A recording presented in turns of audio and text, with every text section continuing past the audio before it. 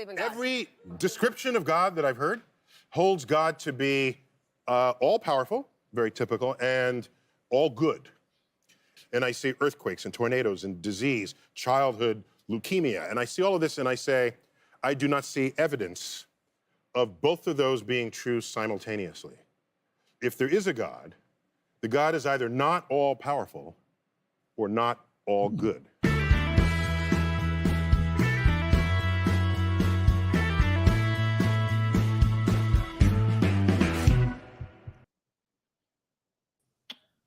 Okay, can you guys hear me? Yes, yeah, you're good. You're there. And I can't hear you, so we've something has happened. It's like a Zoom meeting back in the COVID days. Fine and dandy. Now I cannot hear either of you. Wow. Okay, I've got nothing running in the background. But you can hear me, yeah? Yeah, we can hear you perfect. That's strange because literally before you ran the intro, we were working perfect. Cannot hear you. Oh, we had everything going so fine, so well. Look, I'm going to go ahead and do it anyway, even though you can't hear me. Is that okay?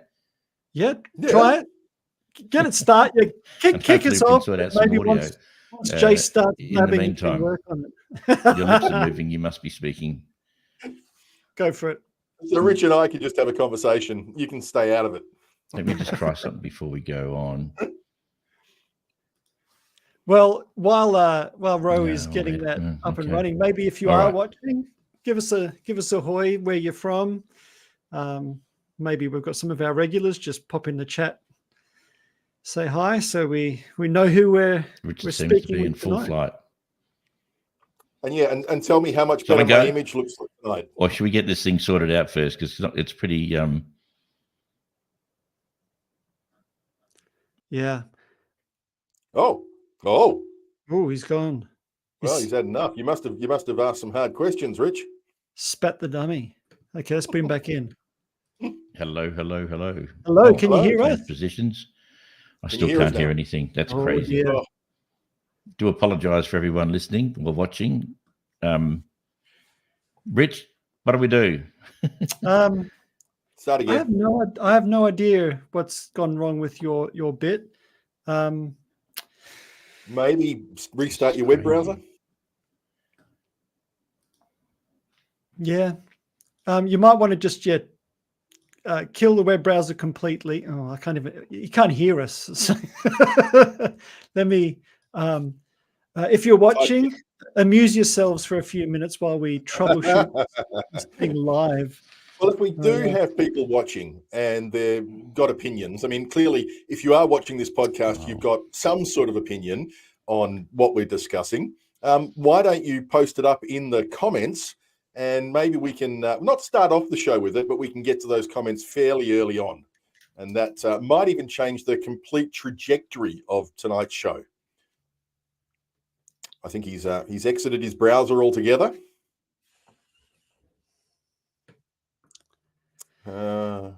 Richard, you're the odd one out. You're going to have to grow some facial hair.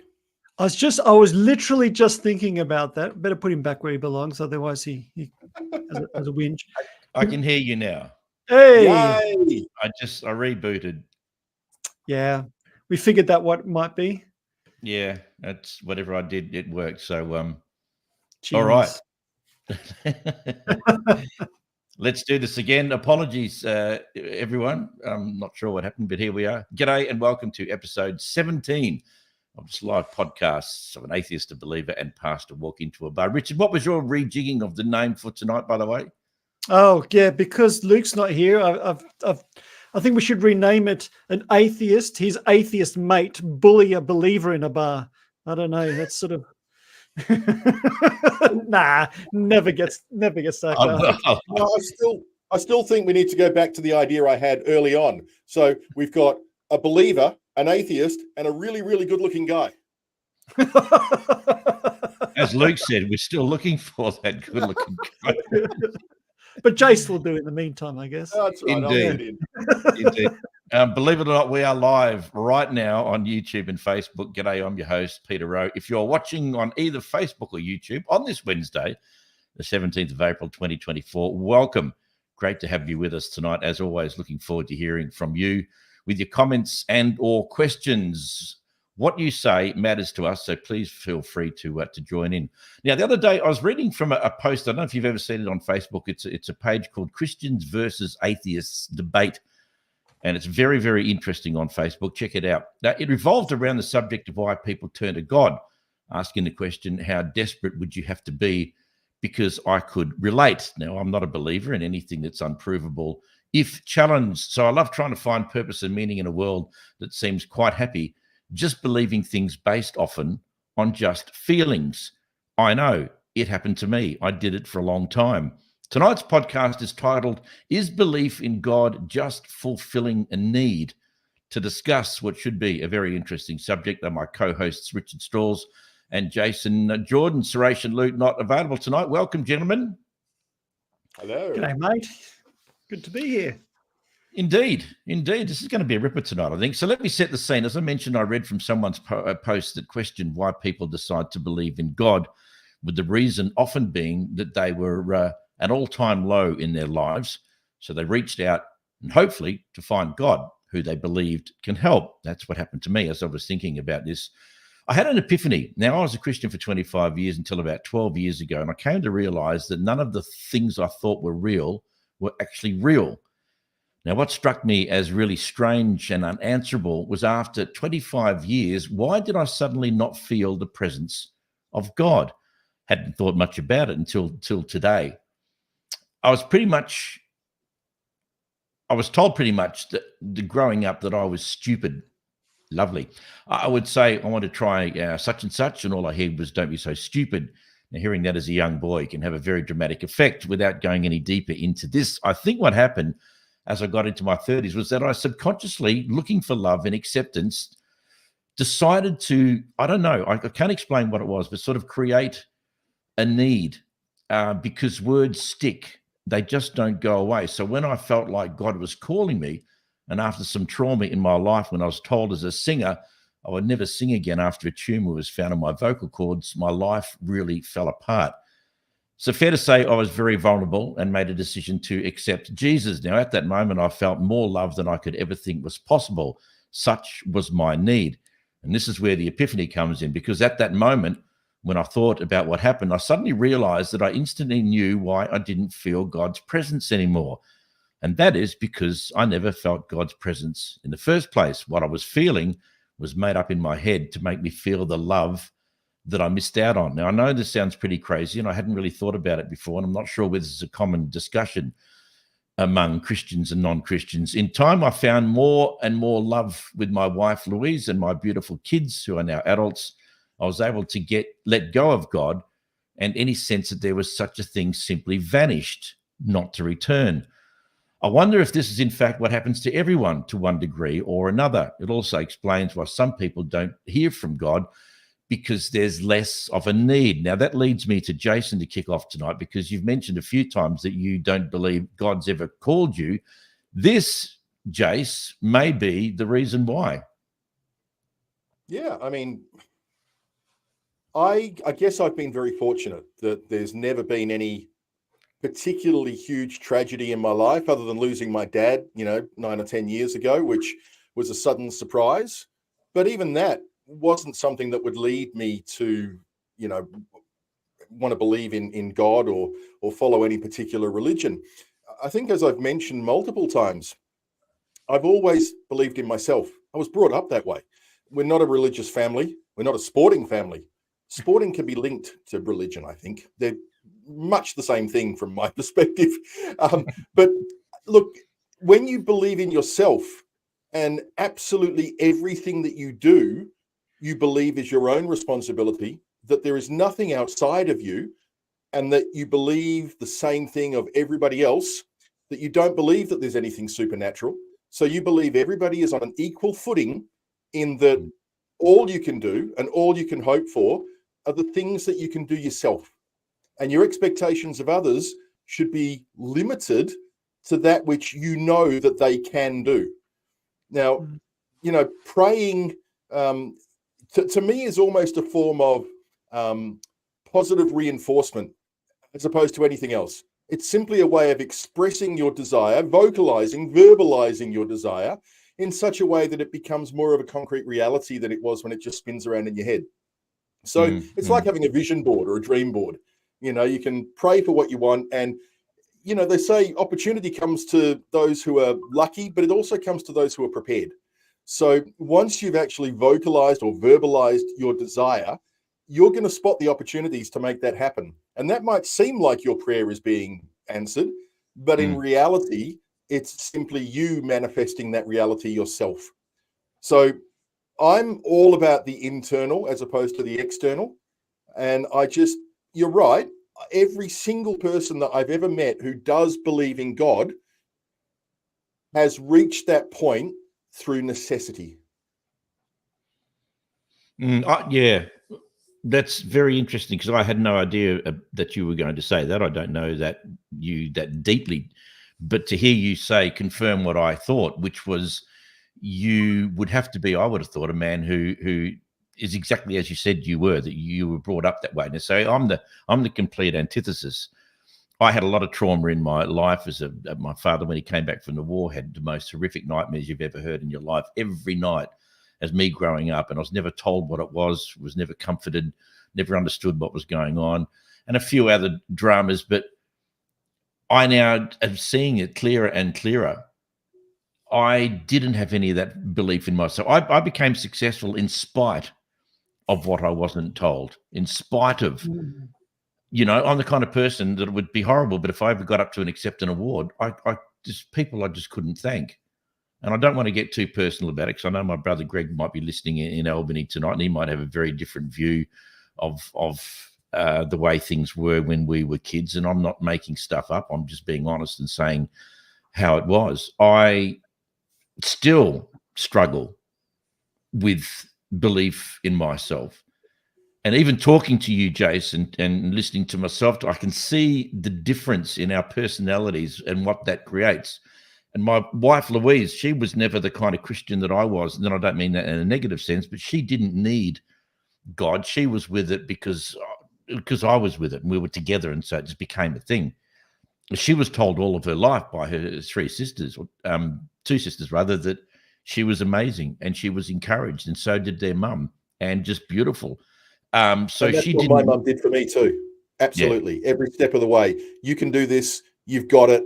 You can kill this one. It's that sense of confidence that you get when you've got two parents behind you who want to encourage you and push you along, not push you in terms of making you do things that you really don't want to do, or push me academically into doing hours of homework every night, but simply encouragement and positive reinforcement.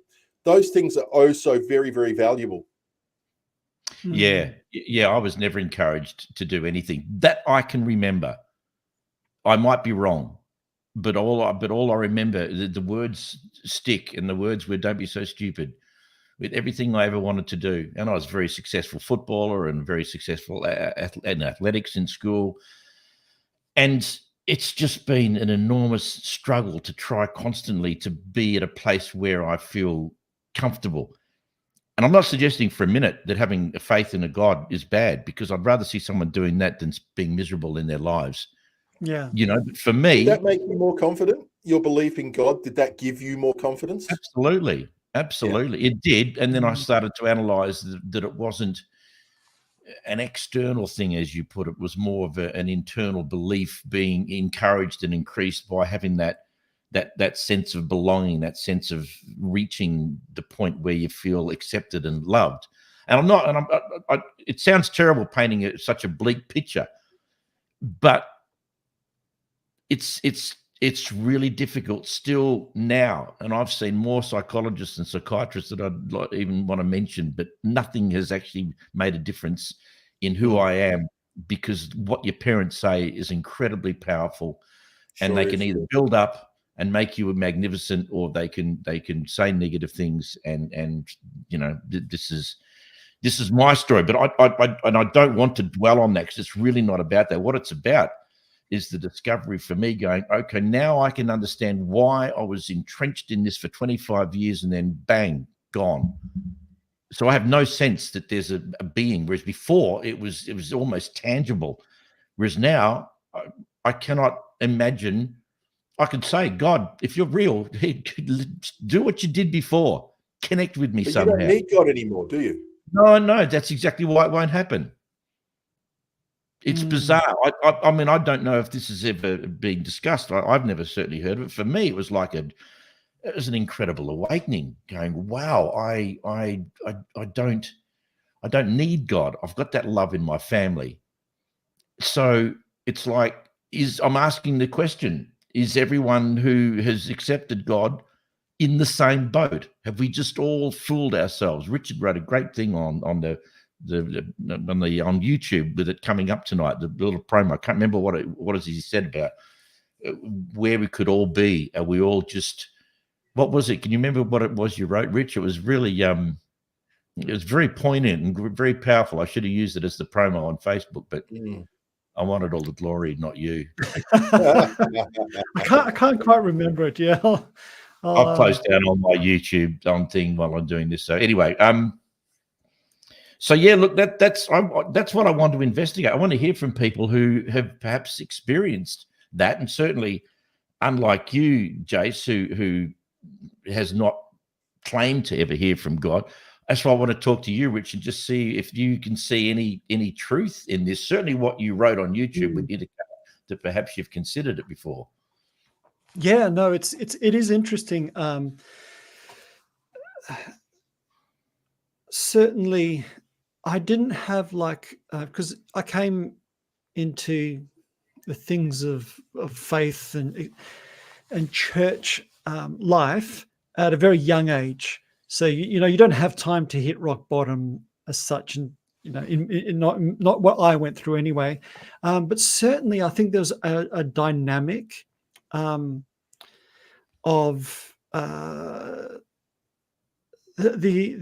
there's a couple of things going on for me. Was a sense of belonging. So family breakdown and the bit of the confusion when you're a young man, what's going on there, and sort of church becoming a stable family-like belonging. So that's probably one of the things on reflection, what was going on. But even thinking deeper, I think part of the real attraction for me, because it's always had a strong intellectual part to it, especially when in the start, I was in a anti-charismatic church, so like emotionalism was very frowned upon. So we bent toward a more intellectual kind of engagement. I hesitate to use the word intellectual because it was a very fundamentalist church, and intellectual in the box that we created, not as far as honest, rational wrestling with the issues. It's like, in that box, go for it, but don't think outside it.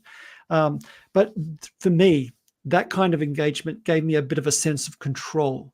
If I could understand this, if I could understand what I've been taught here, it means that the rest of this sort of chaos around me is contained and controlled, and I've got a handle on it, rather than being tossed to and fro by things happening to me. If I can understand it, I've got a bit of control over it. I think that was for me, that was a bit of the attraction in the beginning.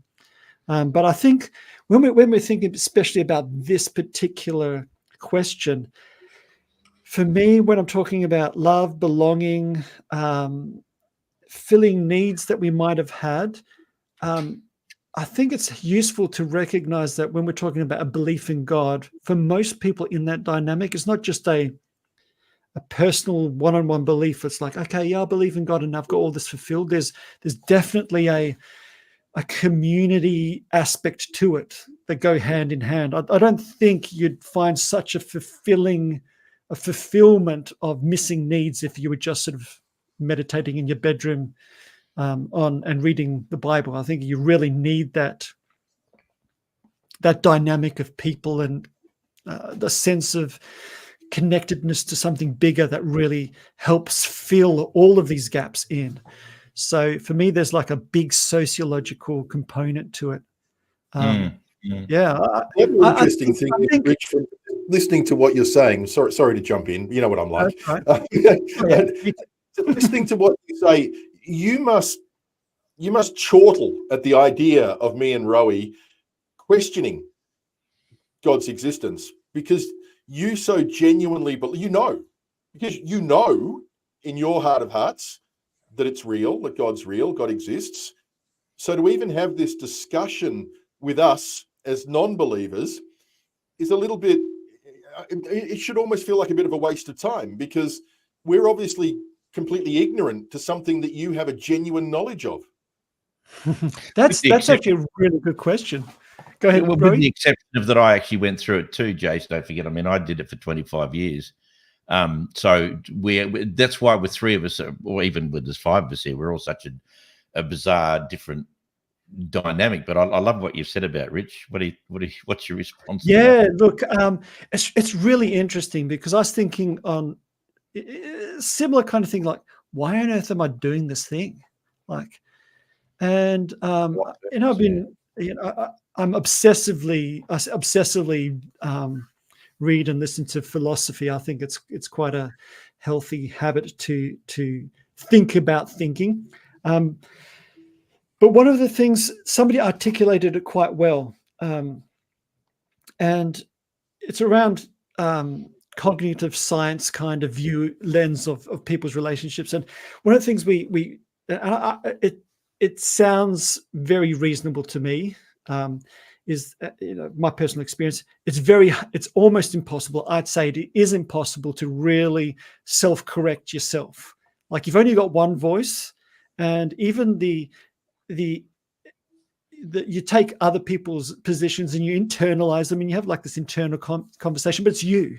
And improving yourself by just talking to yourself or people who just agree with you, you don't get anywhere. It's just this echo chamber reinforcement. In fact, just, I don't know, we're all musicians, I guess.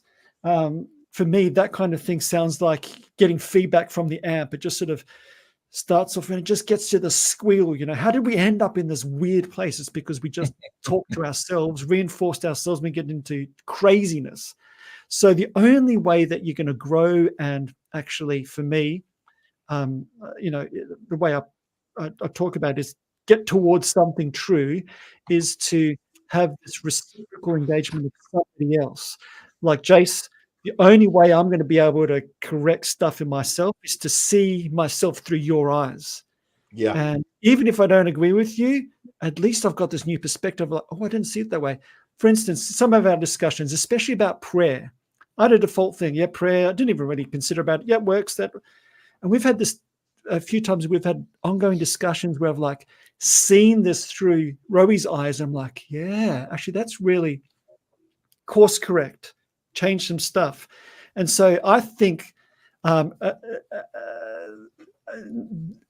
very, very far away from these guys who just don't get it and just don't understand, toward like, thank goodness somebody's got a very different perspective, because this participation in being able to see each other through each other's eyes is the way we grow in becoming who, for me, who I want to be.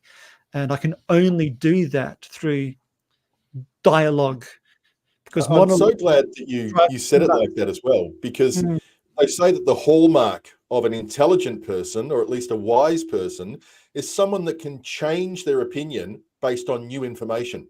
So you're not glued to something. It's a bit like the process of science. The facts in science will change when new research is done and new knowledge is found. And the same thing should happen for us individually, is as we discover and learn new things, our positions should change. And if it doesn't, that's a bigger problem. Yeah.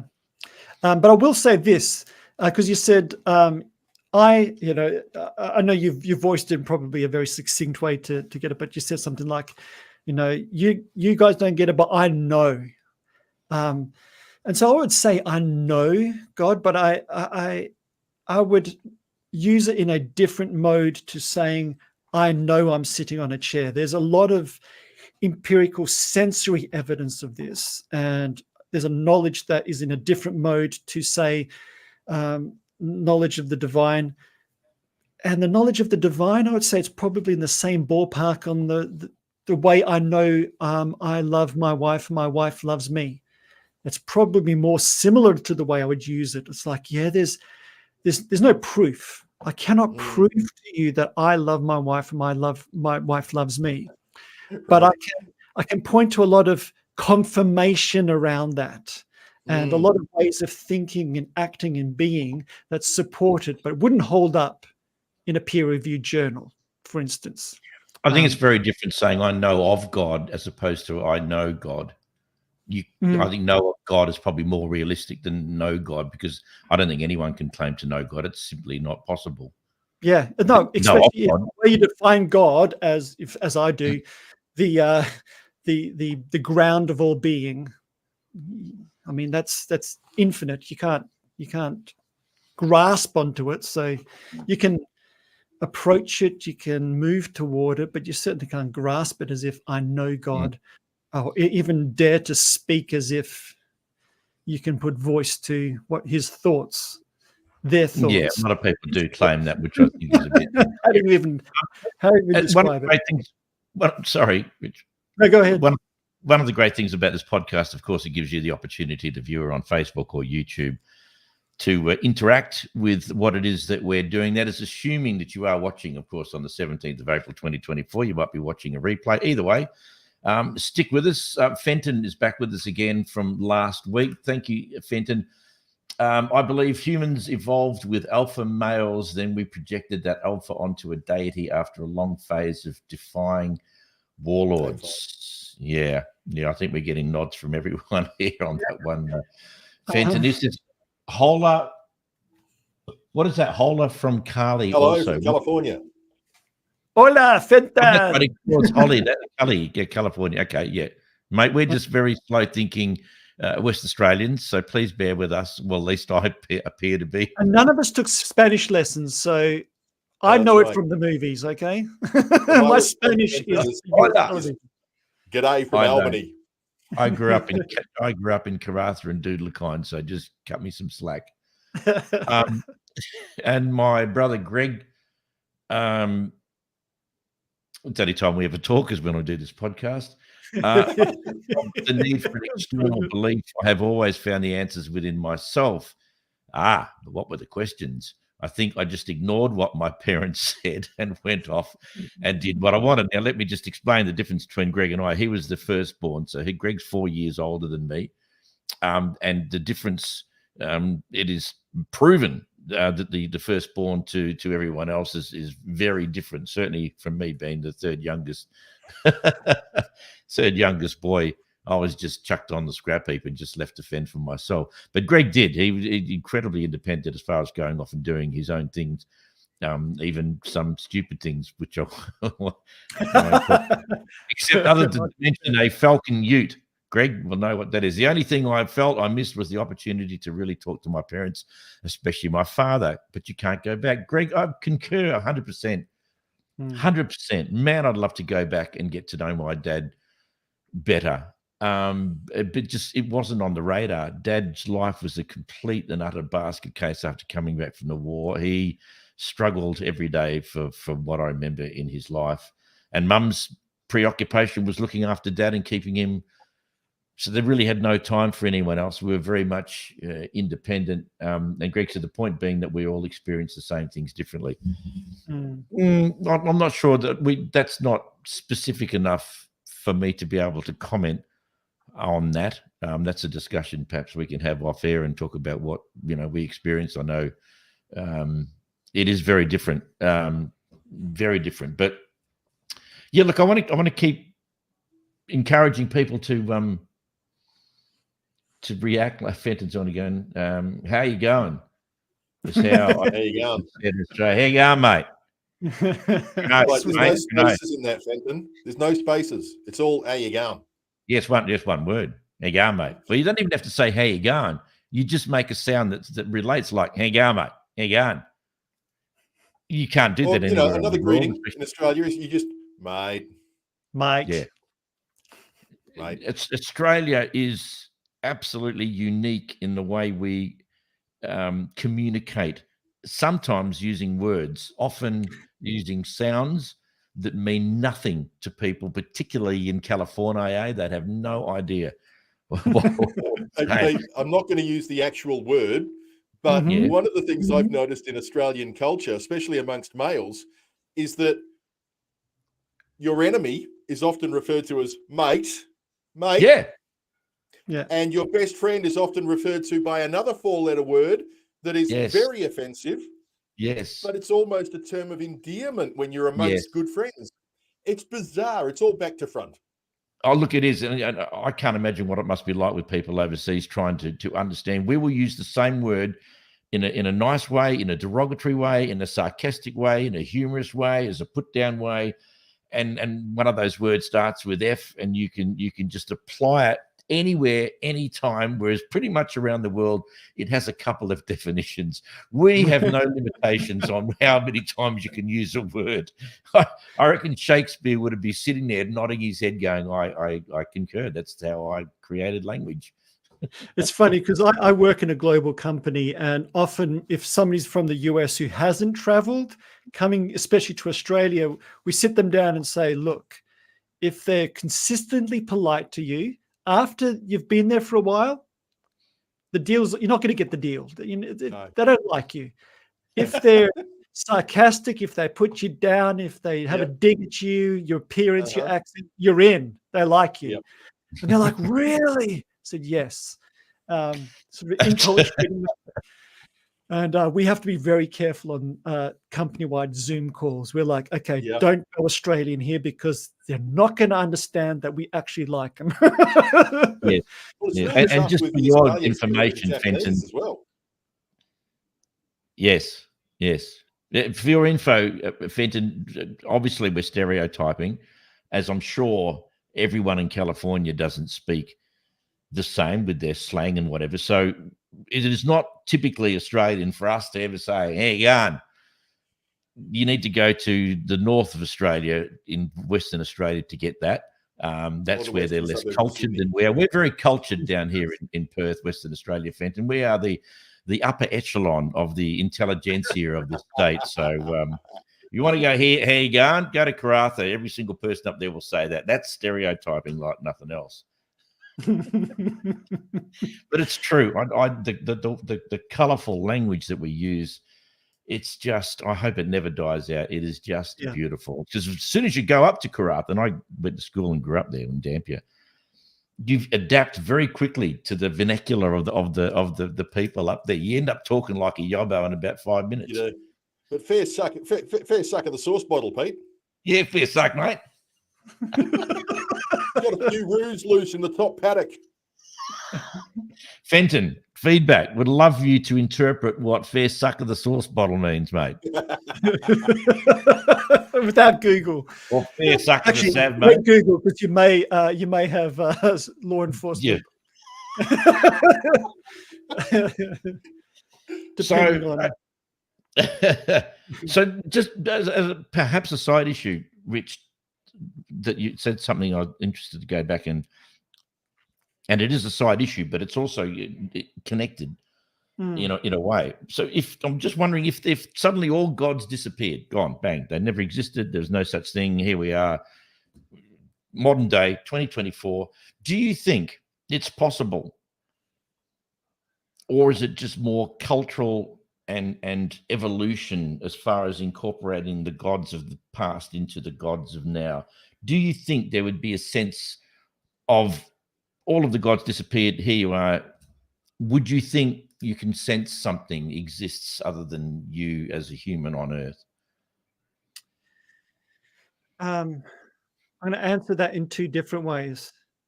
If there was no gods at all, like ontologically, like actually speaking, well, no, because maybe, but if that was the actual truth, you just have to deal with it and move with it. Sensing something outside yourself. I've been getting into a guy lately, Ian McGilchrist. I don't know if any of you've heard of Ian McGilchrist. He's done a whole bunch of work on the hemispheres of the brain. Not the tired, old, disproven. Left is analytical, right is creative, and that kind of thing. We know that both sides of the brains are involved in all of the things we do, but it's the way we pay attention. So left brain pays attention to identifying, categorizing, manipulating. If I'm going to pick this up, I'm going to do this. The right-hand side of the brain does that, but its attention is broad, it's connected, it's involved in the whole. And I found that quite useful to be thinking about human experience and how it intersects with spirituality and things like that. It's a slightly long answer, but it will be worth it. And this guy, Ian McGilchrist, he's an actual scientist, as opposed to some of the people I enjoy listening to. He's a real scientist. He's done a lot of writing. But the way he talks about it is like anytime we've looked at the brain, and we've got some creatures around that have been around for pretty much unchanged. We can look at the fossil record and see this thing's been here 700 million years, and it's pretty much unchanged.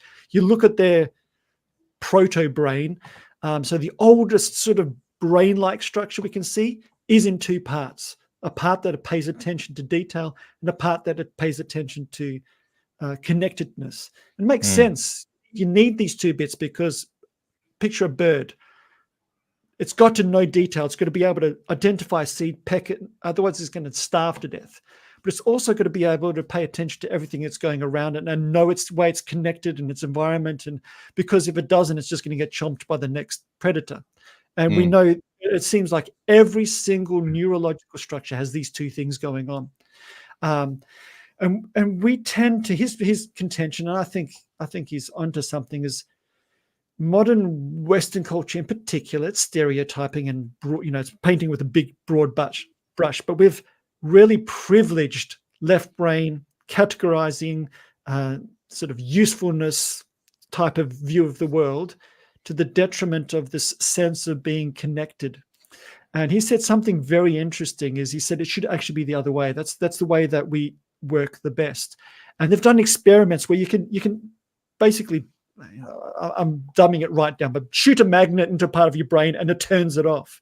So they're like, hey, let's turn the right-hand side of the brain, part of the brain that recognizes us connected. And you turn that bit off and you say, okay, tell me about your mum that's standing in front of you. And they're like, oh no, that's a zombie, that's a robot. They're like, no, they describe things that they normally would talk about being alive and connected as a thing. Turn the left-hand side part of the brain and they're like, tell me about the sun, something that we would say, well, it's an object out there. They're like, my goodness, I can sense it. I can feel it's an alive thing. And so the short answer is, I think the way that just brains have to work for evolved organisms to survive means that we're able to think rationally and evidence and empirical, but we also are able to connect with life in a way that it's hard to find a language for it, but it would be spiritual in a way that doesn't necessarily have to refer to God, but this idea of living life, connectedness, holistic. I participate in a world that's bigger than me. So even if there wasn't a being or an actual ontological existence of God, I still think we would have the experience of a lot of what we would call being, spiritual or sense of something bigger. It's just, I think it's the way our brains work. And I think it speaks a little bit to you, Rory, about is senses and the experience of love that we've put towards God, is that necessarily evidence of a transcendental being that we're connecting with, or it's just what it means to have a brain that's evolved, that we do have a sense of connectedness? So, that's not a good Christian answer, but that's what I've been wrestling with. I'm like, that's fascinating. Yeah. No, but you are. It's like you're saying, forget about the word God, and if we were just suddenly reborn here, would we automatically have a desire to love? It's like, where does that come from? Where did it ever come from? Yeah, I like it. If that's a short answer, we're in a lot of trouble. There you are. Yeah. But I like it. We've got so much stuff coming through. It's gone crazy. Wesley Curry has decided It's a to little bit strange, monopolize. isn't it? So let's just. One of the questions I would like to ask is, and this is unrelated to anything else, but do people who are out of touch with reality know they're out of touch with reality? I think by definition, no. That's a wow, that just hurt my brain for a minute there. Unless Richard got one of his magnets out, which is turning off the side of my brain. I need to work out. Oh, sorry. I Okay, remember reading some research, just following up on what Rich said about brain stuff. There's a Yeah. famous surgeon, Oliver Sacks, who wrote a couple of really good books about exactly this. People who have had parts of their brain missing or surgically removed. And one of the interesting things that I've thought about for a long time is where life actually exists within the brain, because they've actually, in some instances, cut the connection between the left and the right hemisphere. People have continued to live quite healthily. They've actually done hemispherectomies, where they've actually taken out the left side of the brain or the right side of the brain, and yet people still continue to live. So where does the spark that is our life, who we are, what we are, where does that exist in the brain? Because you can take out either side and we still carry on. Well, you could probably do some sort of an operation on Donald Trump and still not be able to answer that question.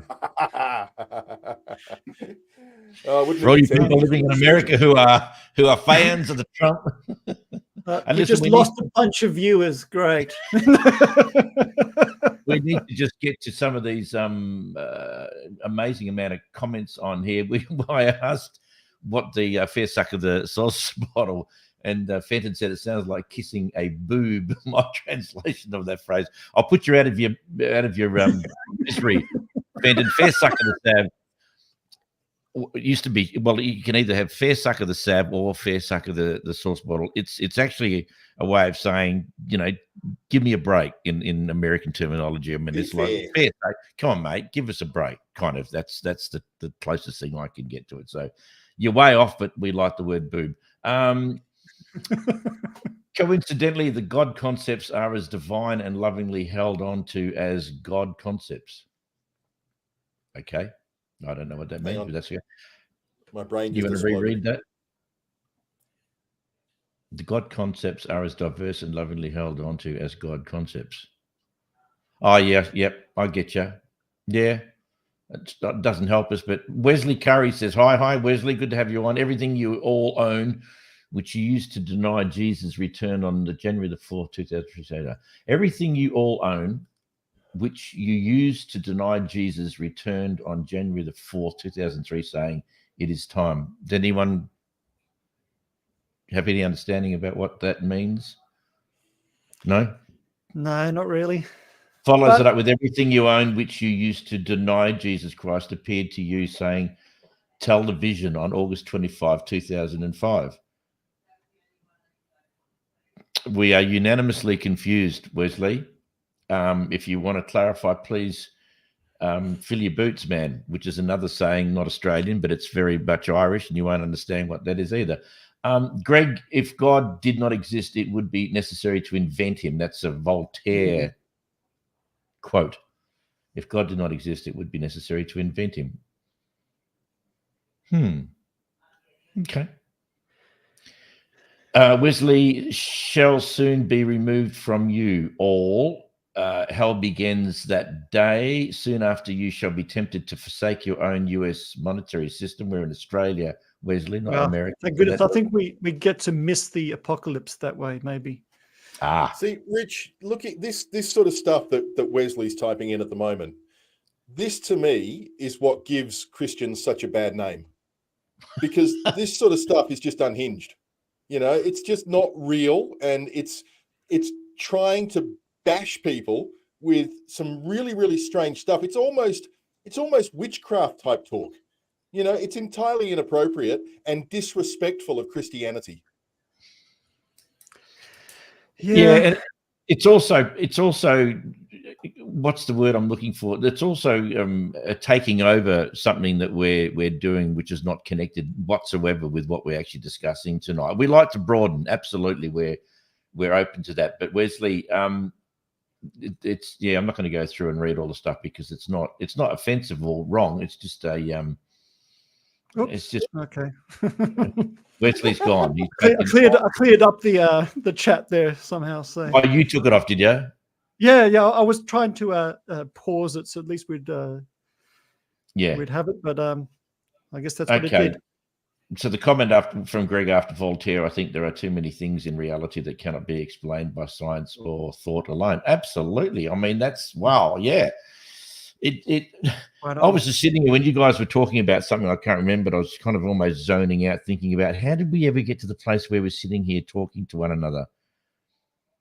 Do you know what I mean? Every time I try and go down that path of thought of just where did this come from? Why are we here? And we're apparently at this stage the only people in the known universe that are sitting doing a similar thing. That just completely fries my brain. And we've created this entire belief system out of fragmented beliefs and sort of joined it all together so that we can all feel connected and worthy and loved. And it's a good perspective, Peter, because if you think about it, you think of the size of the universe that we know about, how big that is, how wide it is across, almost infinite in its size. And yet we have the unmitigated gall to actually say God created the people who are here on earth, just this one spot in the entire universe. Us. Yeah. We are the chosen ones. Yeah. Really? Yeah, it is a weird way of speaking in the enormous room we find ourselves in. I've always found, and I think this maybe goes slantingly back to what we were talking about, is God. And see, I struggle using the word God now because it is a empty vessel signifier. It's just like a cup. I don't have a cup handy. It's just something to hold a whole bunch of concepts. And so I find some people using the word cup, word God in a way that I'm like, you fill that up with a whole bunch of stuff that I don't even recognize as what I would fill that word God up with. And when they start talking about, and I grew up in this kind of thing. God created us, and there's no such thing as aliens because He only created us. We're the crown of creation, yada yada yada. In a sense, as if God is our big brother, the big guy in the sky that sort of done some stuff and put us down here. In the very sort of literalistic reading of the Bible, I'm like, yeah, that works. But why wouldn't He have done anything anywhere else in the enormity of the universe? Exactly. So, and the first or the last, or just one of many? It works until you close the book and start looking around. You're like, oh, actually, that kind of thinking doesn't work as soon as you lift your head up out of the group you're in. That's not to say that a way of faith cannot not be that. There's a literalistic fundamentalist reading of scripture and way of being Christian is not the only way. Unfortunately, it's a very common way. So that I still call myself a Christian because what else am I going to call it? But I know calling myself a Christian lumps me with a lot of crazy, a lot of ugly, and maybe I need to own that a little bit. The Kenneth Copelands. Oh my. I while Roe is out, I had an interesting sort of. My wife and I go for walks, half an hour little exercise walks after. It's a great debrief and we chat. And I was thinking about my experience of growing up in church and what I needed and how it's changed.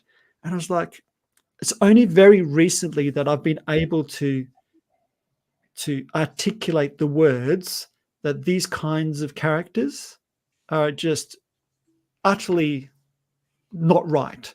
Like megachurch,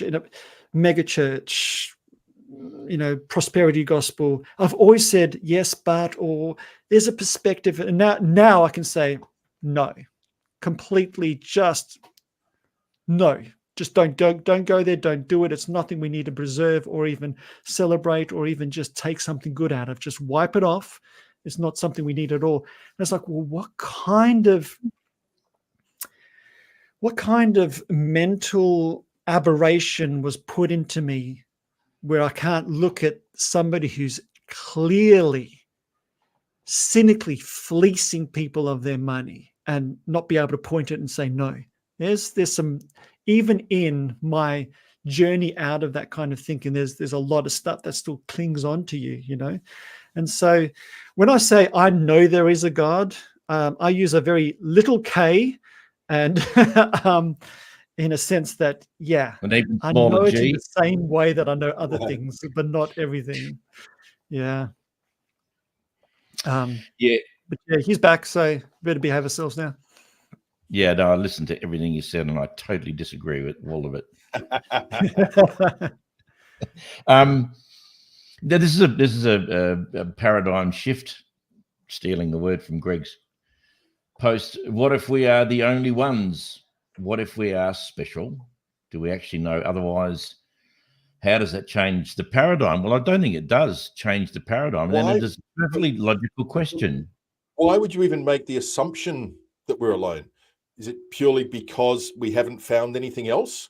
Because alone by at and the large, moment? I mean, science is evidence-based, isn't it? And that's all we have to go on. Have we seen, although the amount of stuff coming out of America now with the claims by some very respectful scientists and people associated with NASA, it seems to be pretty much a done deal that they've known for some time. I mean, look, and Greg will love this because back in the day, he was into UFOs way before it was popular. He used to have, clips and paper cuttings and stuff, and I remember looking at them, and not an awful lot has changed, I've got to tell you. UFO sightings and shots are still filmed with shitty old cameras that are blurry and Yep. shaky, and Filmed on a potato. I've yet to see any conclusive evidence. It doesn't matter how many experts around the world can get together and go, we know that Well, there Robbie, are you can look at aliens. it like this: absence of evidence is not evidence of absence. No, true. Is that your profound statement for the evening? Is that? Oh, it's not mine. I probably stole it from somewhere. It's way too well worded for it to be my stuff. Mate, well, it is a clever art to plagiarize in the first place. So, I mean, get on board. But yeah, I mean, we could very well be. Let's take that question that Greg's asking and a little bit further into what we're discussing. What if we are the only ones? What if we are special? Whether we're the only ones or not doesn't change whether we're special or not, per se. It's a perception of our own, so we can decide how wonderful we are or how wonderful we're not. And I think it's a split down the middle. I think there's as many bad people on this planet as there are good people. I mean that, and I don't mean that as an exact percentage, but it just seems that, doesn't it? That when you see someone do something good, you see someone do something bad. There are a lot of bad people, and the more we become connected around the world with, with the internet, the more we see just how many fruitcakes and creeps and weird psychos are out there. And also, we see how many good people are out there and Yeah. how much love there is to share around, and people paying it forward and being charitable and empathetic. All of those examples are really great. A lot of the stuff I see on TikTok and Instagram and even on Facebook are examples of the very best of people, not just the very worst. Absolutely. Yeah, that's what I'm saying. I don't know what the percentage is, and it probably doesn't matter, but we still may be special. We still may be the only ones. What does that mean from your perspective, Richard, about that's interesting thinking about that, because I don't think the question of are we alone or not is the question that we all sort of get annoyed at when certain groups say, make a claim on that. I think what rubs me the wrong way is this sort of triumphalistic attitude toward the world, because it's like humans are special, but that fits into an overall picture that because I'm a part of whatever group, and I'm a Christian, but sometimes it's not good enough to be just any Christian because the Catholics are out. So you have to be this kind of Christian, and you have to speak in tongues, and okay. Now the idea that humans are special function in this whole idea that, but we're more special than you because we've got a bit more information. That's what rubs me the wrong way. It's not like because the idea that humans are special sits right beside this idea that even though the scriptures explicitly say humanity are children of God, they somehow But that doesn't preclude the existence of others. No, the existence of aliens doesn't preclude God. Exactly. God I think that may have set up rubs me the wrong way everywhere. because of the triumphalistic stuff, rather than the actual claim of uniqueness or not. I think, as Greg says, if we're the only ones, we're special. There's the quality of being special is not attached to that. And what does it change? As long as we're holding that well. What does it mean? I mean, what does think special about the universe as being like a zoo, and you've got, like, you go to the Perth Zoo, right? There's monkeys in that cage, and there's monkeys in that cage over there. They don't know about each other, and they probably think they're the only monkeys in the zoo. And I'm just wondering if that's the position we're in at the moment. We just don't know about what else is out there because the universe is just so damn big. It's huge. I don't think most people understand the distances involved. Yeah, I don't. What's really interesting, I don't know if you guys are followers of Brian, was it Cox? Is that his name? I quite like his stuff. Who was a keyboard player in the band D Ream with the song "Things Can Only Get Better." By the way, that's really? what he was before he became a scientist or astrophysicist or whatever. He was talking the other day, and he just says some amazing things. And one of the things that we hadn't thought about, as far as there being other existence of other beings in the universe, and I'm talking as a whole, is that anyone who's out there potentially could be so far more advanced than we are, because we're new at this. Comparative to the age of the universe, we're just an embryo. We're nothing. So if there is something out there, and maybe they've come and had a look and went, yeah, nah, just God, we don't. Well, we see no value here. We're looking for intelligent life. We can't find any. You think about how long the history of Earth is, and the fact that it's really only the last 2,000 years. Maybe you could go the last 6,000 years that there's been any form of civilization, writing, farming, all of that kind of thing. And then you look at how long, say, a concrete building would actually last if it was just left untouched. How long it takes for nature to grind that back down into dust.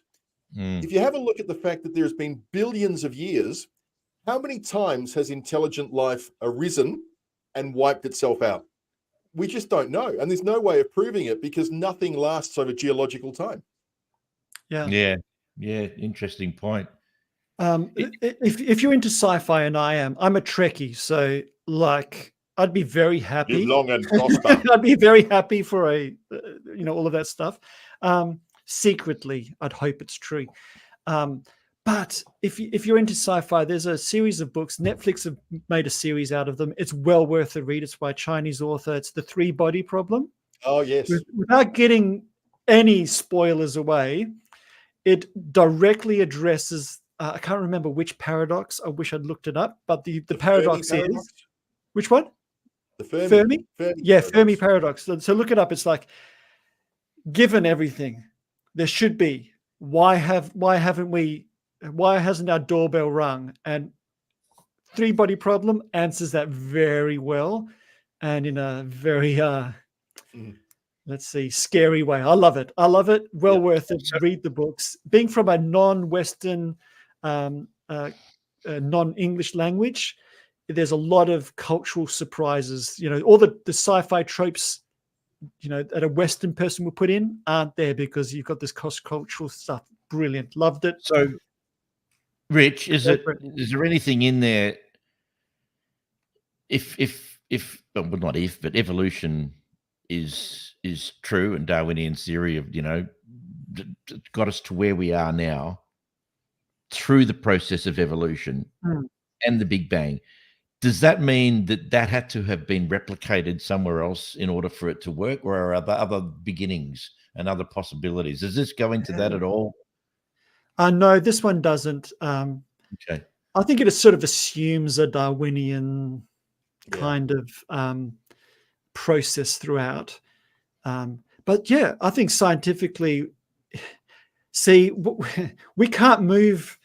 All we can see is a very short window in time and space here. Scientifically, empirical evidence disappears quicker than scraps of civilization in geological ages. But we can only see so much. But we do know that we do know. It's called a theory, but theory means we know life on Earth is the result of evolution. It's a settled scientific approach. We were tweaking around with it. But that still doesn't preclude the idea of God. Exactly. It precludes probably a certain idea of God being some sort of fundamentalist, creator. Certainly, interestingly enough, some of the earliest Christian theologians assumed a evolutionary kind of process because they were Platonists and Neoplatonists, which saw that kind of emanation and change and evolution. They wouldn't have used that in a Darwinian sense, but they did certainly say, if you read Genesis and you think that's a literal account of how things started, you're foolish.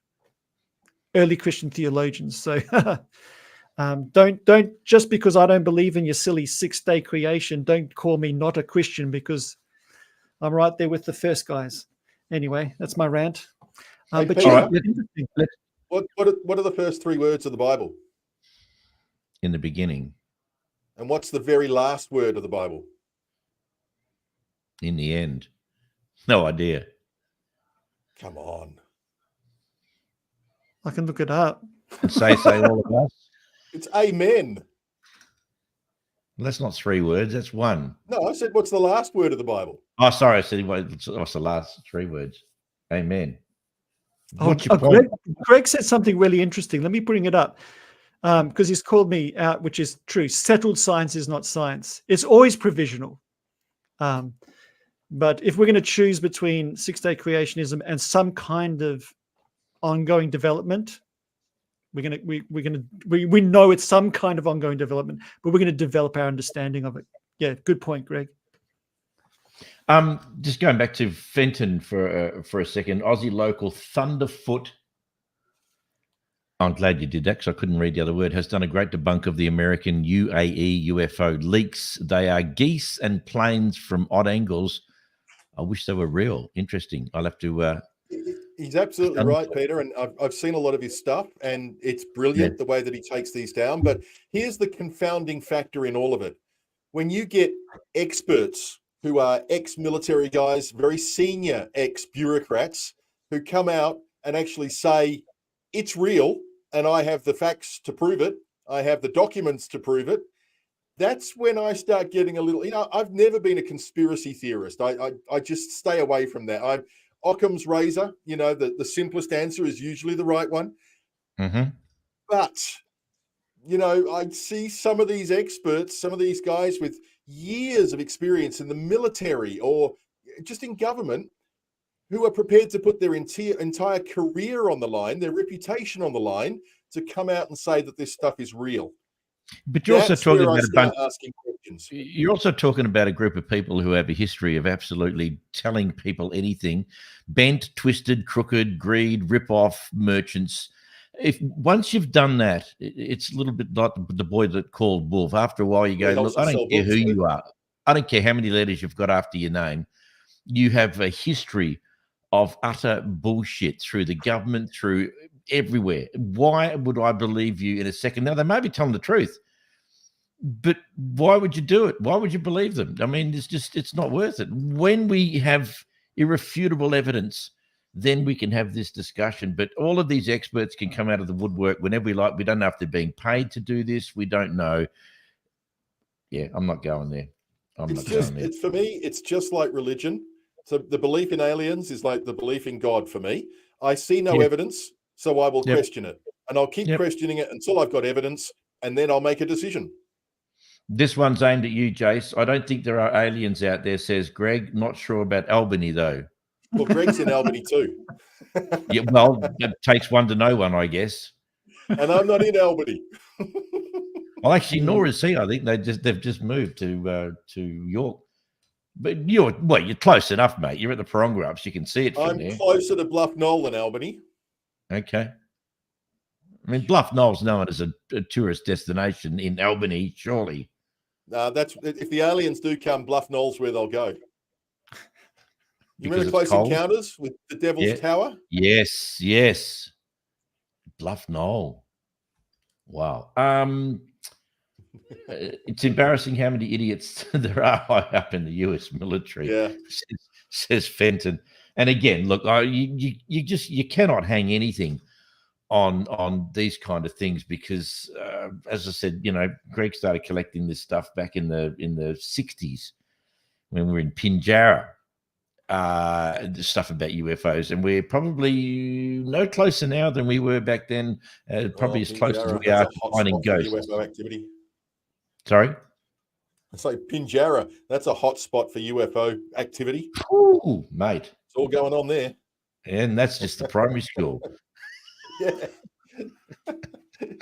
And Fenton saying it's embarrassing how many idiots are high up in the US military. I find it embarrassing for people in the United States that idiots can also become the commander-in-chief of the military.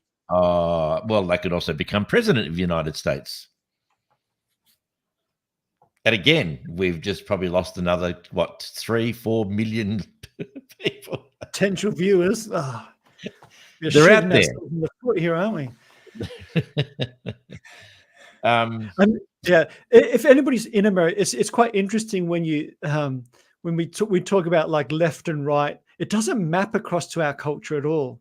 Like No. our right is fairly centrist US and left is it's and it doesn't quite map across. So even now, just because we talk the way we're doing, we're talking from an Aussie mode of being, which is nobody's safe. We're gonna shoot arrows at everybody.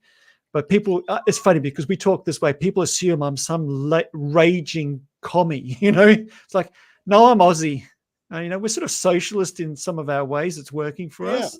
But we're more egalitarian than socialist. And what's really strange is that Jason and I were talking earlier. We thought you were a raging commie as well. What the hell, man? If you have a look at how Australia is run with things like Medicare, so universal health care, and our education system, and so much of what we do could be called socialism. But then I'll ask you to consider one thing. So many people in the United States claim that communism/socialism are pretty much the same thing. But there is one institution in the United States that is the ultimate in socialism. It's one institution that anybody who can't get a job anywhere else can join, and then they get free healthcare, free dental, they get all sorts of things for free, and that's the military. That is the ultimate in socialism, as far as I'm concerned. It's interesting. Well, they've got that kind of structure, and we've just got it in our nation, and so we don't have people falling off the back of our society that way. It's interesting. Yeah. I think the Liberal or the coalition governments, when they get in, would certainly like to dismantle Medicare. Yeah, I reckon. And the NDIS. Here's something, because we started on the part of, or maybe I just did it, raging commie. But Rowie did say, I thought you were. So, but the reason why I'm a bit that way is because I'm an Australian and I've seen the experiment work for my whole life. And I'm not young, and I've seen a lot of changes. It's worked, and it's worked well. Not perfect, but it's worked well. What experiment? It's like universal healthcare, access to education. It's actually the more we move away from our egalitarian ideal as a nation, I think the worse we get. But Americans are proud of their independence, their individualism. That to them is sacrosanct. That's above all else. And the fact that we and Canada to an extent do things as a group for the benefit of the overall group, the community, is seen as communism. And whether it's right or not is besides the point. It's a common enemy that they've got something to hate. Yeah. Well, they don't hate us because we're Aussies and we've got great accents, I guess. And we ride But kangaroos to work. the other reason I'm a bit of a raging commie is because I've read the New Testament, and if that's ever a manifesto for a communal living, I mean, it's there in red and white. Do you want to know another very common piece of media that is another manifesto for communism that most people don't realize? Peter, you'd know the answer to this. What is probably the most popular song in the world? Like if you had to ask someone, what would you put as number one, the number one song? Oh, you got me I reckon the intrigued. vast majority of people would pick Imagine by John Lennon. Uh-huh. Now, if you actually listen to the words of that, look at the words very, very closely, yes, it is a communist manifesto. But Yeah, then he it's was not a what communist. people think it is. Yes, if you drill down on it and have a look what he's actually talking about, and you would not ever expect John Lennon to write anything other than something deep, controversial, and difficult to understand. But I've had a look at the lyrics and heard him sing, and I'm quite shocked when I realised what he was actually talking about. What do you reckon my political persuasion is, guys? I know your political persuasion. We've had discussions before. There's got to be a bit of anarchy in there somewhere. Mostly because I'm a bit of a Christian anarchist in some of my leanings, and I can see a kindred spirit maybe in the anarchy side of things, in a sense of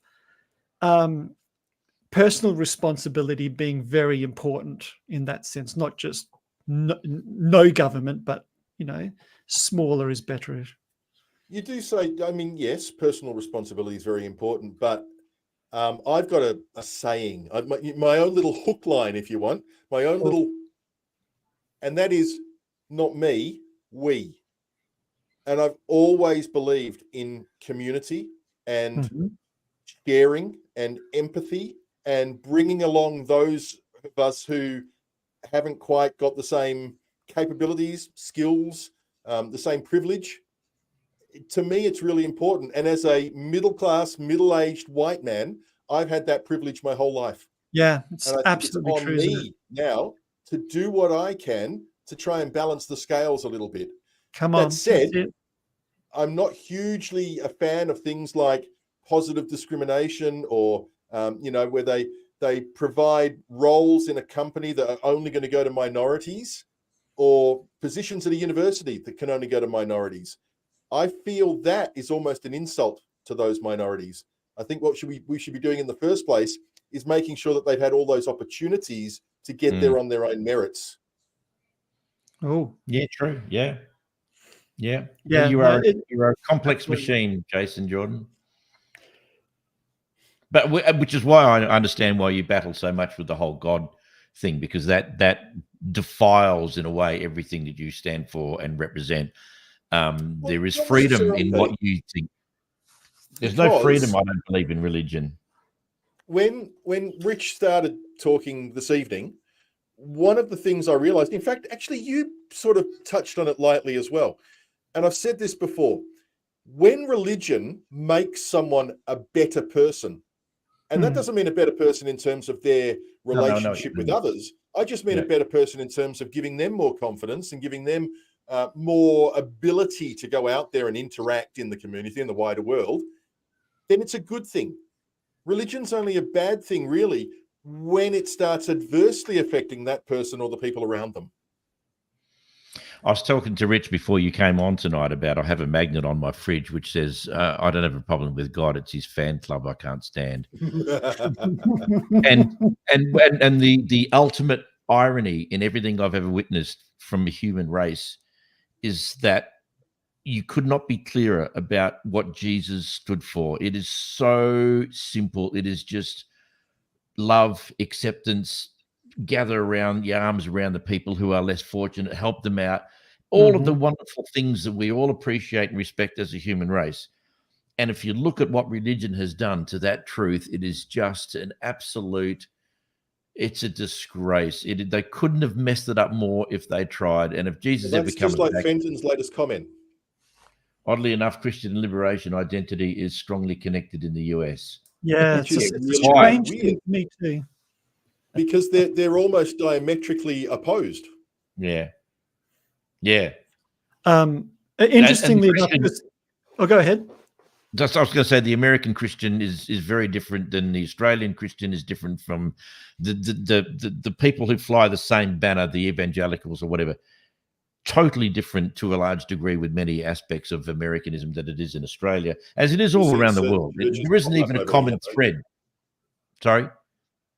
We've seen certain churches pop over here which are very, very American in the way that they do things. They started coming in when I was back in the day. You could straight away see the infiltration of just this Americanism and Americanized doing most things that we've done, even from our language. You know, in basketball, it's not defense anymore; it's defense and offense. These are all American terms. The high-fiving never existed in Australia until American basketball came down under and everyone started high-five. I don't know what we did back in the day before we did high-fives. What did we do? Y'all are ungrateful. Y'all. I was going to make a comment to Fenton's thing because I growing up in a Christian tradition that came out of the south of the US, I'm very interested in it. There's a growing number of sociologists of religion, people who study religion, who are beginning to classify a new religion emerging out of America called Christian nationalism, and are labeling it and categorizing it something different to the Christianity it emerged from. So there's enough of stuff going on there. So it's very interesting. There's a lot of stuff going on that we just, us down here, down under, just don't get because we're not in the culture. And my heart goes out to navigating. I'm really quite worried for America at the moment, not only with the whole next election coming up, but here's something really weird. So there's a new movie just being released right at the moment called Civil War. And to me, it almost seems like it's incendiary. It's almost like a match, and they're almost going to set people off because people will be emulating stuff they've seen in that movie. And it worries the heck out of me because I think people are already on the cusp, not so much of civil war, I think it could get there, but certainly on the cusp of starting to be very unpleasant to each other. What's it contained that is different from the historical Civil War? Well, I haven't seen the movie yet. I just know the precis of it. And essentially, it's exactly as you would imagine. It's two opposing large groups who find all sorts of ways to do away with each other. And, with modern technology, we can do it in a very clean kind of way. You look at these drone pilots who are sat in an Air Force base in the United States flying drones that are over in the Middle East, and they're executing people out there and then going into their home that's barely a few kilometers away. I mean, that is just astounding. Yeah. That's not war. That's a video game. And look, and it's particularly terrifying for those people who are listening and watching who are perhaps from anywhere other than Australia. We talked about how unique we are with our language and culture, but one of the things we're one of the few countries who have had less involvement with war, bar an attack on Darwin and a plane going down, Japanese fighter pilot outside of Broome, and shelters built off the coast of around Fremantle and stuff on that. Apart from that, we live in this magic country where we're very rarely touched by connections through the internet and through news stories with what goes on in the rest of the world. I mean, the Civil War is still an incredibly. You try going to America and talking about it. It's like it is insane. And to bring out another movie at this particular point, it seems to me like just throwing fuel on the flame. I can't Most definitely imagine is. unless it's an exact historical recreation, which I'm sure it's not, and probably wouldn't be any point in doing it. It's No, it's gonna all cause modern day stuff. It's the now. It's the next civil war that occurs. Yeah. Oh, I see. Oh, I thought it was a recreation of the No, original. no. Oh, this is the new. Oh God, no, that's even worse. Even Yeah. worse. That's right.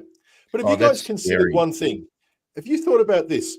We are this massive island with all these resources, a very tiny population that basically exists around the bottom.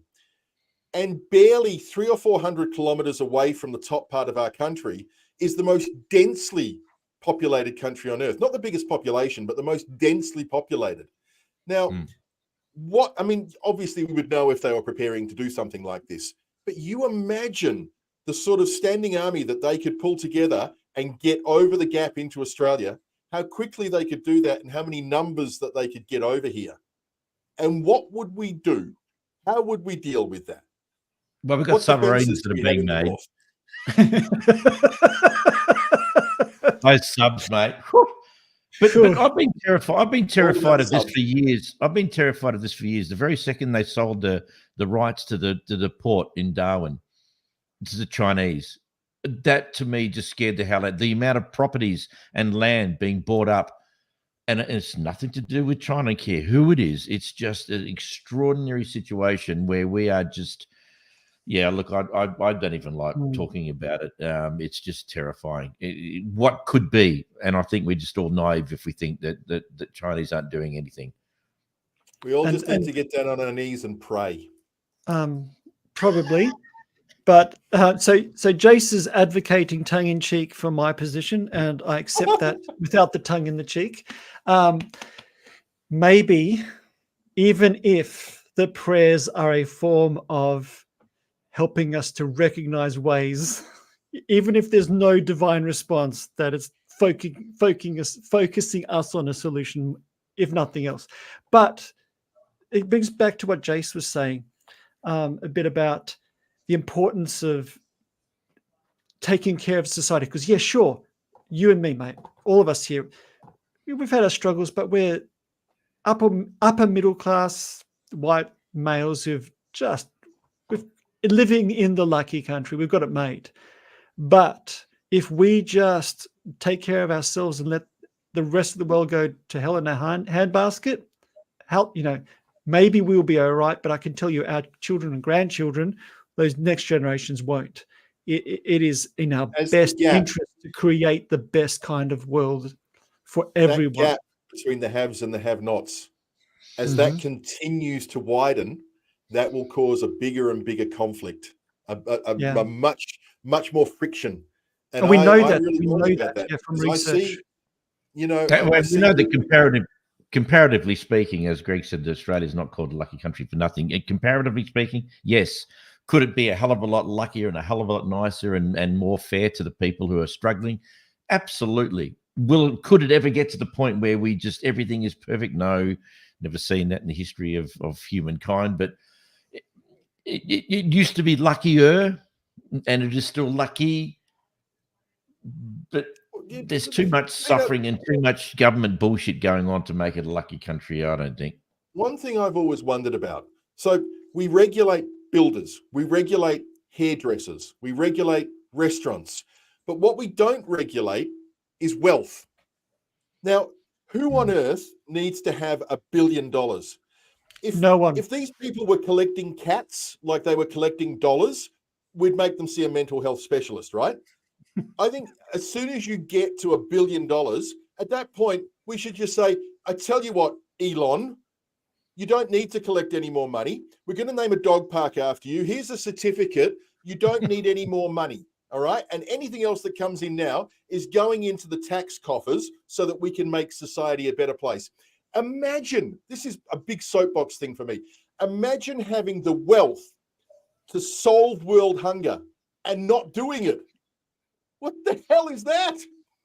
Yeah. What's even scarier to add to what you're saying, Jason, and I totally. I think about this all the time, and it does my head in. There are more millionaires and billionaires in Australia per head of capita than just about anywhere in the world. That is Yep. obscene. And what are they Yeah. doing with it? Do you want Nothing. another stupid fact?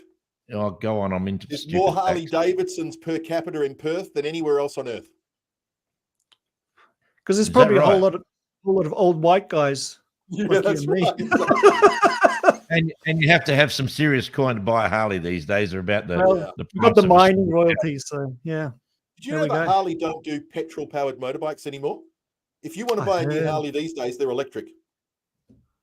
Wow. Heard. Okay. Folks, more useless information coming your way next Wednesday. No, we're not ready to finish This yet. is, Now, see, pause. Rowie, A message Jace, from our sponsor. Rowie and Yeah. Jace, this is very serious. When you take God out of the picture, this is what you're left with. Harleys and UFOs. I'm just saying. You can pay for a Harley, though, can't you? That brings God back into it. Well, I'll give you the big tip. Richard. If Jesus does come back, mate, the first bike he's riding is a Harley. Oh, I'd say so. Yeah. Not electric. No. Because clearly God and Christianity are not interested in the world's environment. Yeehaw. I often say to people Expecting who are more of you. of a Christian nature, but also a conservative nature, who believe that we can rape and pillage the environment as much as we want, dig up stuff and pump out oil and whatever. If you are truly a Christian and you believe that God put everything on the earth for us, how dare you go and vandalize it? You should be respecting it. There's a lot of behavior. So if you're into philosophy, as I am, and certain streams of it, so? you're talking. A term is called performative contradiction. It's like that's in speech acts, but in a very practical way. The things you do actively deny the things you say you believe. So therefore, what do I have to conclude? You do not actually believe that, even though your words say it. And that's what I'm going to go with. So that, you are what you do in some sense. You're not So what you say they talk the you're going to talk, do. but they don't walk the walk. Yeah. So there's a lot of stuff that can be called Christian, but when you're violating some of the most basic things, it falls outside of Christianity. And it's really strange to me that a lot of what I say is, I could directly quote from the Christian scriptures, directly quote the words of Jesus, the words of the words of the early theologians. And yet a lot of people who, especially from my background, would actually say, I'm no longer a Christian. And that's mind-blowing to me, mind-blowing. Something's gone very wrong with that world. And yeah, do I jettison it all? There's been moments. I won't tell all of my stories, but dropping the F-bomb in church was one of them, because of how incensed I was at the behavior of the pastor in the church. And if you know me, I don't do that ever. So I've seriously considered it, but I still think. So you don't swear? No.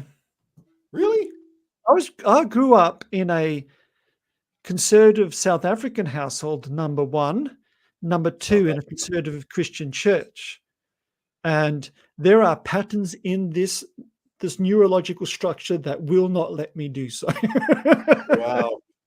Because they do say, and forgive me for using a swear word here, but they do say that, bad words, profanity, is the crutch of inarticulate motherfuckers. I knew you were going to do that. I didn't know. Otherwise, I would have reached into the screen and slapped him. Oh, damn funny. I use a little bit of profanity for colouring in. All right. It's not used deliberately to offend people, but it can have so much more emphasis and it can completely change and twist what you're saying. And there's a lot of research around, profanity functioning as a taboo. Taboo words are quite cathartic and have a regulation control. And maybe that's why Christians are so uptight. They're just words. They are just words. And I mean, when I first became Christian, I didn't swear either. I didn't swear. I didn't smoke. I didn't drink. I didn't do anything. Did you already have your tattoos? But then I woke. No, God, no. Are you kidding me? No. I got my first tat. This one here when I was 50. I thought I waited until I had, sort of, if I don't like them, I'll tough. I'm getting older anyway. Richard, you got any tattoos? I've got a theory about tats really quick. I know we're running out of time, but I think generally there's something to it. Boomers get tats. And who's below Gen X? Those guys started to get tats. Gen X don't get tats. And I've been asking a whole bunch of Gen Xers, why don't you get a tat? What's the age bracket for Gen X? Oh, I don't know. I'm at the end of it at 76. So 76 and younger. I can't remember anyway. 1976. But I talked to a whole bunch of Gen Xers. It's like, why don't you get a tattoo? They're like, because tattoos are what crazy uncle so-and-so from the military got. They're for crazy uncles, not for people. And so we missed out on, Gen X. We are the forgotten generation. There's a whole lot of stuff going on, but boomers will get them. And I've even talked to if you don't have a tattoo by your time you're my age and you're Gen X, you're almost certainly not going to get it. There's just something weird about it. Have you got any, Jay? I have one, but the only reason I got that it's a set of bicycle handles on the top of my backside. No, I actually got one tattoo, which is the Welsh dragon, because I'm Welsh. And I got it basically as a reminder of my dad who had passed away. Right. Okay. Yeah, fair enough. The other thing that young kids are doing, I can't remember which gen it is. Who was telling me the other day that all the kids have stopped drinking? Yes. Too expensive. All the people coming through now who are, close to or actually of the legal age to drink. And then I'll say all, it's a generalization, but there are a vast amount of people who are just deciding not to drink. There's too many wonderful chemicals available now that are cheaper. Well, that is true, actually. That has overtaken the actual need to drink alcohol and stuff, is to get shit-faced on other stuff. So, did you just swear? No, that's actually not a swear word in Australia, I don't think. Okay. No. Yeah. That's literally just a description of what's going on. When the Queen of England comes to Australia, she says shit all the time. Well, she did until she didn't speak anymore. Yeah. And Charles is not. This is denigrated somewhat into. As I said, take God out of society, and this is what you get. Well, see, Jason Jordan has decided to take over this podcast and use it as a political show. Harley's commies and profanity. I'm deeply offended. That's why you watch. He's offended about the Harley because he rides a Triumph, so that's understandable. Okay. The commies, that's you, Rich, and profanities, that's you, Jace. I'm out of it. I did nothing wrong. Your brother doesn't have a problem with you. The hostess with the mostest. And listen, before this denigrates into a God knows what could possibly be worse, I just really want to address the people, say thank you everyone who got involved tonight. But I want to poise the question, as it were, about how we started off with tonight, and how I think, certainly for me, and it seems like something which may be transferable into other people who have made the decision to follow God. And I am not saying this in any way, shape, or form to get you out of whatever it is that you're doing, because your well-being is utmost. Yeah. If you're turning to God, and I've known some people recently whose lives are a mess, and who have shared the fact that they've switched to Jesus and their lives are getting back on track. That is fabulous. It doesn't matter. They're not going to die or do anything bad by choosing that if that gives them focus in their life to get better because their lives were a mess. Anything forward is acceptable, and I Belief encourage structure that. and a community to provide the support. And that's the biggest thing, Jace. Community is the biggest thing. Not many people turn to Jesus and then go it alone. The one thing that envelops them is what they need at that time, and whatever it is that you choose to help get you through the hard times, that is absolutely fabulous, because that's what we want. But for those people who are old, as in how long you've been a Christian for, or whatever, consider what I spoke about in the beginning, that for me, it appears that why I turned to God was because my life was in trouble, dire straits, and I accept that and understand.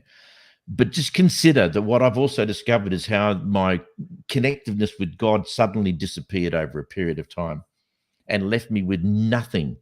Now, I've got to tell you, that's pretty damn sad and tragic for me too, because I'd given 25 years of my life to something which I believed was 100% factual, guaranteed, amazing, incredible, family, friends, the connections, incredible. It's a whole life. It's a quarter of a century. It's amazing. And then I got to the point where it just suddenly all disappeared, and I didn't know why. Now I feel that I know why, because I think it was something that I needed to create in order to survive. We are surviving humans. We will do anything in order to survive, to reduce the pain and to have success and clarity and stuff like that. And I think that that's why it happened. So if you're stuck and you want to send us a message or whatever, if you want to talk about it, I can do that. I'm happy to do that. I think there are other elements involved in the connection with God. And for me, it seems clear and crystal clear to me that it was something I needed to have in my life, and then it just disappeared. I didn't choose it to disappear. I didn't want it to disappear. It just disappeared, and I cannot get it back. There's nothing there. There's nothing in my head, in my soul, in my spirit, whatever that makes up the DNA of Peter Rowe. I cannot find a connection there in God, and I don't know why. You have been forsaken. For Satan, what are you bringing him into it? Forsaken. Sorry. God, why have you forsaken me? That's what it felt like.